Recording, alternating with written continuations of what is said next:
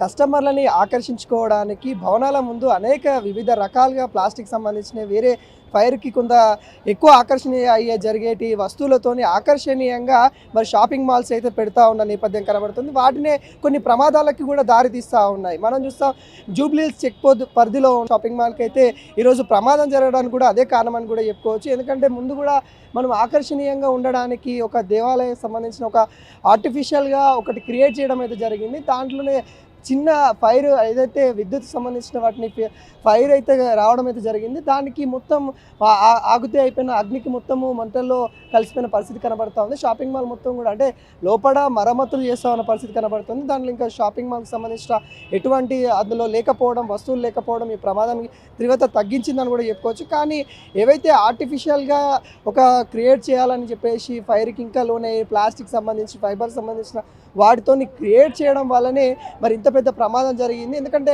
ఇక్కడ గ్లాస్ కానీ ఉంటే ఇంత పెద్ద ప్రమాదం జరగకపోవు, లేకుంటే ఏదైతే అగ్నికి లోన్ అవ్వకుండా ఏవైతే బ్రేకబుల్ ఏవైతే ఉంటాయో వాటిని కాకుండా ఇక్కడ ఇది ఒక ఏదైతే టెంపుల్ సెటప్ చేయడం జరిగింది. దానికి ఎక్కువ అగ్ని ప్రమాదం జరిగింది. అగ్ని ప్రమాదానికి సంబంధించిన పూర్తి కారణాలు కూడా త్వరలో వెల్లడిస్తామని కూడా చెప్తున్న పరిస్థితి కనబడతా ఉంది. అంటే ఆ మంటలు కూడా ఆర్పడానికి ఫైర్ సిబ్బంది అయితే 1 అవర్ నుండి అయితే వాళ్ళు శ్రమిస్తున్న పరిస్థితి కనబడతా ఉంది. ఇప్పటివరకు అయితే మంటలు అదుపులోకి వచ్చాయి. కానీ ఇంకా ప్రమాద తీవ్రత ఎంతవరకు జరిగిందనేది కూడా ఇంకా క్లుప్తంగా చెప్పాలంటే దాదాపుగా ఆస్తి నష్టం జరిగిందని కూడా చెప్పుకోవచ్చు. ప్రాణ నష్టం అయితే ఏం జరగలేదు. అందులో ఇంకో దాదాపుగా 10 మంది సిబ్బందులాగా ఉన్నట్టు కూడా కనబడుతుంది. కానీ వాళ్ళు ఈ ప్రమాదం చూసి పరుగులు తీశారు బయటికి. ఒక ఫస్ట్ ఫ్లోర్ నుండి కూడా కిందికి దూకాము, గ్లాసులు బ్రేక్ చేసామన్నట్టు కూడా అందులోనే వాళ్ళు చెప్తున్న పరిస్థితి కనబడతా ఉంది. ఇలాంటి ప్రమాదాలు జరగకుండా ప్రభుత్వం కూడా చర్యలు తీసుకోవాలి. ప్రభుత్వ అధికారులు కూడా వాళ్ళని ఇలాంటి ఎటువంటి ప్రమాదాలు జరగకుండా వచ్చేది సమ్మర్ కాబట్టి ఇవన్నీ మనకి చిన్న చిన్న హెచ్చరికలను కూడా చెప్పుకోవచ్చు. ఎందుకంటే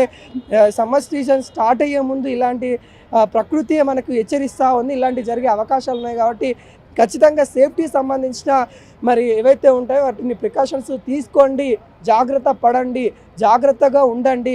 ఇలాంటి ప్రమాదాలను మరిన్ని జరిగే అవకాశాలు ఉంటాయి, వచ్చేది సమ్మర్ అనే ఒక హెచ్చరికను మనకి జారీ చేస్తుందని కూడా చెప్పుకోవచ్చు. ఎందుకంటే మొన్న అమీర్పేటలో ఘటన మరో ముందుకి మళ్ళొక ప్రమాదం జరిగింది. అంటే 10 రోజుల వ్యవధిలోనే ఇలాంటి ఘటన జరగడం అనేది కూడా మనము ఇలాంటి ప్రమాదాలు మరిన్ని జరిగే అవకాశాలు ఉన్నాయి, హెచ్చరిస్తూ ఉంది ప్రకృతి అని కూడా చెప్పుకోవచ్చు. మరిన్ని ఘటనలు జరగకుండా కూడా ఇక్కడ అధికారులు కట్టడి చేయాలి. అధికారులతో పాటు ఏదైతే వ్యవస్థలు అంటే కమర్షియల్ బిల్డింగ్ నడిపిస్తూ ఉన్నారో అక్కడ ఓనర్లు కావచ్చు, లేకుండా అందులో అద్దెకు తీసుకొని నడిపించే వ్యవహారాలు కావచ్చు, ఎవరైనా కావచ్చు, వాళ్ళందరూ కూడా ఇలాంటి అగ్ని ప్రమాదాలు జరగకుండా చర్యలు తీసుకుంటే కానీ ఇలాంటి ప్రమాదాలు జరగవు.